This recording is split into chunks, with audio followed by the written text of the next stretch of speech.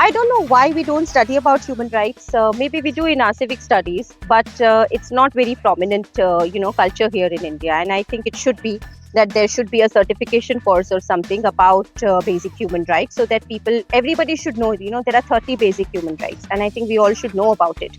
That we all have all these basic human rights. It's the right to life, the right to educate, the right to live, the right to work, the right to freedom, right to express yourself, so and many more. So there are like 30 basic ones. Coming back to your question, what did you ask me? So why do some group require special human rights?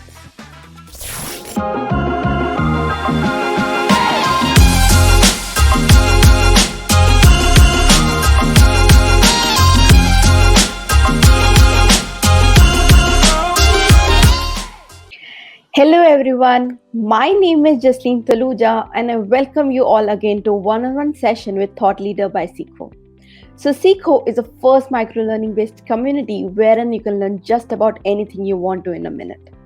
In short, it's a world where knowledge meets seekers. And today again for our one-on-one session we have Mansi with us. So let's hear from Mansi directly here. So Mansi, could you please introduce yourself to our audience so that they can know you better? Thank you. Thank you so much for having me here today. I'm Mansi Dhulekia. I'm the founder of GMH Foundation, which is a non-profit established here in India. We work to destigmatize mental health on many levels in various sectors, and we'll dive more into the conversation about it as we go along. Apart from that, I'm also the CEO of GMHA, which is again a foundation established for mental health purpose. I've lived and worked in London for past 14 years. I was a pharmacologist by profession, and then I changed, towards the psychology side. I'm qualified in young people in mental health from University of Cambridge, and now I'm here in India since last 2 years, and trying to, raise mental health awareness on many levels. So thank you so much for having me. That's really good. Like you are doing so great in this thing. So without any further ado, let's just start with the first segment. So the very first segment is a rapid fire, wherein you just have to answer in a minute, in a second. So are you ready for that? Yes, let's do it. All right. So that one job profile that you learned the most from? Psychology. All right. Okay. So if you're asked to clear one misconception of your domain, what would it be? Misconception of my domain, to destigmatize mental health. True. Okay, so your favorite personality in the corporate world that you would love to get tips from? Can I pick a historian figure rather than people who are currently alive? Sure. I personally draw my inspiration from women warriors, especially like Rani Lakshmibai that we have had in history.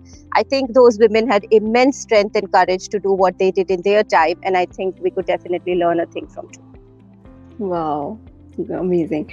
Okay, so one secret in your professional life that has always worked for you? Patience. Agreed. Okay, so the last is describe yourself in 3 words. I think I am passionate, I have a lot of patience, and I have a lot of perseverance. Amazing. All right. So with this, we are done with our first segment, which I thoroughly enjoyed it, and I have got to know a lot about you in this 5 question that I've asked you. So now let's start with our second segment, which is the Q&A round, for which our audience is personally waiting. So let's start with that. So the very first question is what do mental health and well-being mean according to you? I think mental health means, holistic well-being. It's about holistic healthcare. It's not just about looking after yourself mentally, because, mental well-being is not just about your mental health. It's about your physical health. It's about your mental health. It's about the food that you eat. So it's a holistic healthcare approach. And that is what truly, mental health means. Well-being is a state of mind, and it's not necessarily that we are always in good state of mind. But I think it's necessary to learn how to be in good state of mind when we are in bad state of mind. So I think it's more about, well-being is more about that, about learning constantly. All right. Okay. So the next question is like, what is one thing that student and young professionals should know about mental health? To make mental health a priority, not an option. That is the one thing that I think everybody needs to learn, not only students, not only professionals, but I think everybody in the society need to learn that, and to destigmatize mental health. The more we talk about it, the more open conversations that we have about it, the more issues will get resolved without actually having to seek help in various other ways. I absolutely agree with you this fact. Okay, so the next is like, what are some programs corporates can conduct to improve mental health? I think emotional intelligence programs can be one way to go. That is what we are advocating currently at the GMHA as well, our private limited, which is established here in India. So under that, we do run corporate programs, corporate well-being programs, employee well-being programs, wherein, we have more and more activity-based conversations with the group of employees where they can, freely talk about themselves. See, mental well-being or mental health is, all about expressing yourself in a healthy manner, where emotions are accepted, where, if I'm feeling low, I can sit on my desk at work and say that I'm feeling low today. I'm not, too good today. And those kind of conversations have to be accepted in the society, because all kind of emotions are a part of, human nature. It's all one human being. I mean, I cannot have my low emotions separate and my high emotions separate. If I have had a fight at home and then if I'm going to work, I cannot keep that fight behind the closed doors at home. I carry that with me when I go to work. So, it's all a part of you. And I think that needs to be accepted more in the society. So I think emotional intelligence programs do form a huge part of, how to look after yourself. Under the emotional intelligence programs, we teach not only about leadership and communication skills, but also about how to make your self-care a priority. I think which is completely a lost concept in today's day and world. And anybody who tries to attempt it probably are looked upon, being selfish, which is not the case. If you cannot, look after yourself, how are you going to look after other people around you? So you cannot give from your cup if it is half full, right? So it's very easy to understand that. The things that you have mentioned is absolutely correct. Of course, if we are going out from a fight, of course the fight will remain in our head. It won't vanish Exactly. in a second. Yeah, exactly. So yeah, these programs are very much important, like to improve the mental health. Absolutely. All right. So the next is like, does India need a national mental health policy? India already has a national mental health policy. The National Mental Health Act, which came in 2017, it ensures healthcare for people suffering from mental illness through health services funded by the government. So India has a lot of things in place. It decriminalizes suicide. It also disallows sterilization. And there are so many recommendations made under that plan as well. The problem in India is we are very bad at implementing the things. The policies do come in place, but the implementation is not there. Why is the implementation not there? Because there is still a lot of stigma surrounding mental health. I'll give you a very small example. If a person is suffering from a mental health disorder, whether it is anxiety, depression, schizophrenia, whatever you want to call it, and if the surrounding family members don't let him or her go out to seek help or seek treatment, how is establishing policies or putting a million documents together going to help that person? It's not. So we need to encourage, first of all, we need to destigmatize mental health in societies. That is the first step that we need to do. Awareness is the main thing. Because no matter how many policies come in place, no matter how much funding the government puts in place, if it is not going to reach to the right people, there is no point of that. The policies will just remain in paper and we won't be able to, utilize anything on ground level. And that is the ground reality of India. Currently, if you look at the, figures or statistics, when we talk about it, mental illness is rising across the country, at very, very rapid rate. 1 in 7 people currently suffer from a mental health disorder. Those are the figures. Those are the facts. Every 40 seconds, we lose a life to suicide. I mean, we can't even finish a sentence in 40 seconds and a life is gone from the world. Imagine that. So, the figures are very shocking. And this is like, mental health is a pandemic currently. people just don't realize it because, it is not out there. It is not contagious. You cannot see it. People don't rush to hospitals for it. So people don't realize it. But we are already in a mental health pandemic, unfortunately. The figures are really high, like of the whole societal thing. So, but the fact that you have mentioned is that implication is the second process. The first process is the awareness. If people like are not aware about the whole mental process, then what policies can also do? Exactly. That you have like rightly said. So this is the drawback of India. Anyway, maybe in future, the whole awareness of mental health will, like, people would know about that. Like, it's okay. Yes, I think the first step is awareness. So yes, I mean, we need more and more advocacy around mental health. That is what we need more. Forget about the policies for a while. But first of all, we need advocacy surrounding it. Correct. Okay, so like what benefits do Mental Health Association offers? So there are a lot of mental health associations in India. There is the Minds Foundation, there is Anjali Mental Health Rights Organization, there is the Live, Love, Laugh Foundation, then there is the Banyan, there is Asra, there is Sangat. There are a lot of organizations.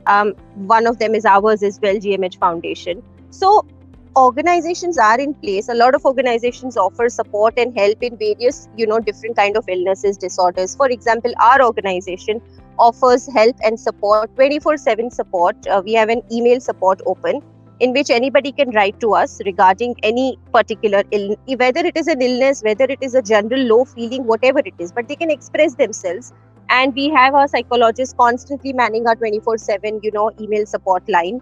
We answer back within 2 hours maximum time. So such kind of help and support is available through a lot of other organizations as well. And but like I said, it's more about creating awareness. It's more about, people should know about it. And I think that is why I like this platform, Seeko, and I'm glad that you called me here today. And I do make it a point to go on various platforms and speak about it, because this is the only way of raising awareness. So congratulations, Seeko, on, at least playing your part in raising this mental health awareness.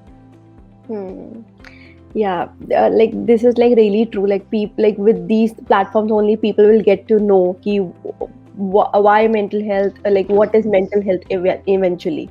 Like people are not aware about that thing. Yeah. So yeah. All right. So why do some group require special human rights? Okay, so I am also a certified human rights consultant, and so I know a little bit about basic human rights, and I studied into that.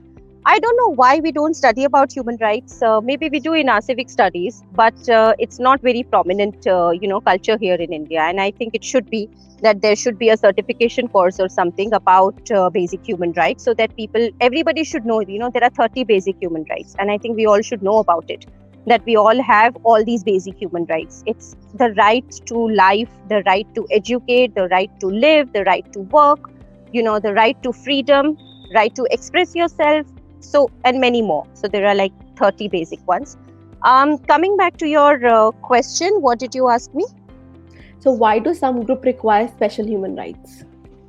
I think it's not about that, some group requires special human rights because they are vulnerable.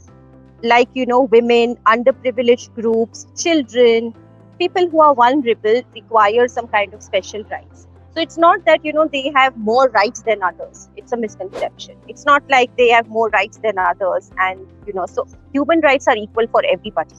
But it's just that some group require more protection. So that is why that system is in place. All right. Okay. So with this now, we have come to our last question. So how can one spread awareness of suicide prevention in the community? So, a great question, and I might take a little bit more than 2 to 3 minutes to answer this. Suicide prevention awareness is a campaign which is led by GMH Foundation very recently. And under that campaign, we have launched a series of webinars. So there are 10 panel sessions in which there are 50 speakers from around the world participating. And we have held a 2-week, webinar sessions. So we're doing this to spread awareness, firstly.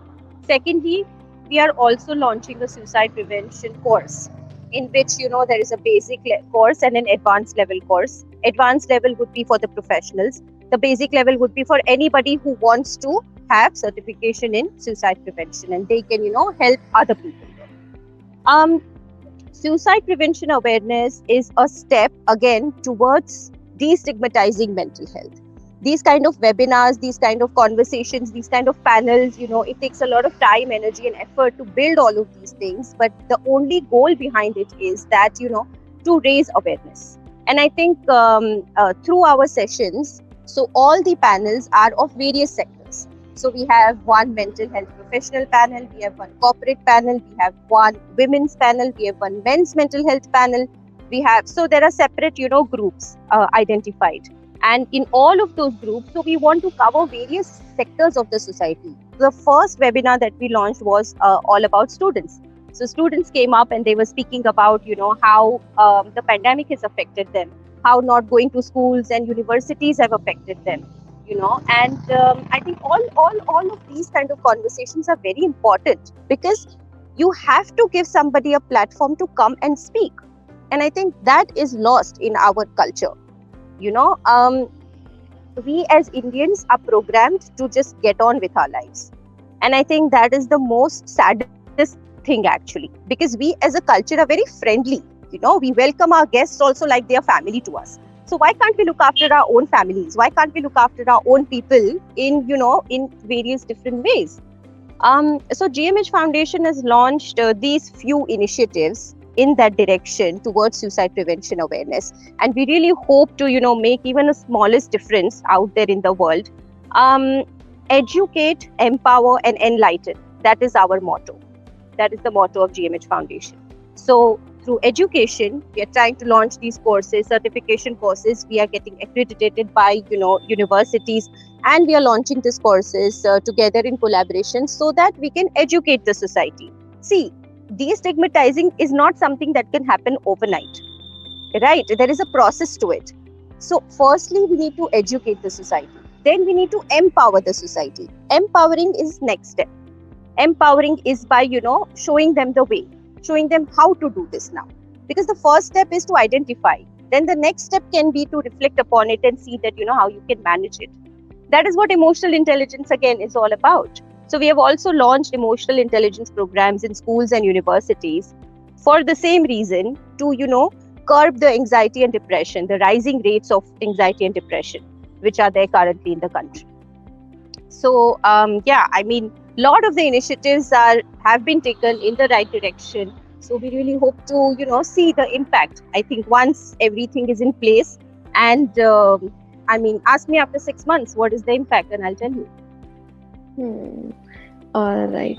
Okay. So with this, we are done with all the questions. I thoroughly enjoyed it. I hope you enjoyed it too, Mansi. Yes, absolutely. Thank you. And I must say that your answers were really crisp and informative, and I'm pretty much sure that whosoever will be listening to this session will know about mental health, why is it important, and all the things that you have mentioned in this particular session, they will learn from that. So thank you for participating and taking out from your time, from your busy schedule, and participating in this one-on-one session. Yeah, thank you so much. Thank you so much for having me here.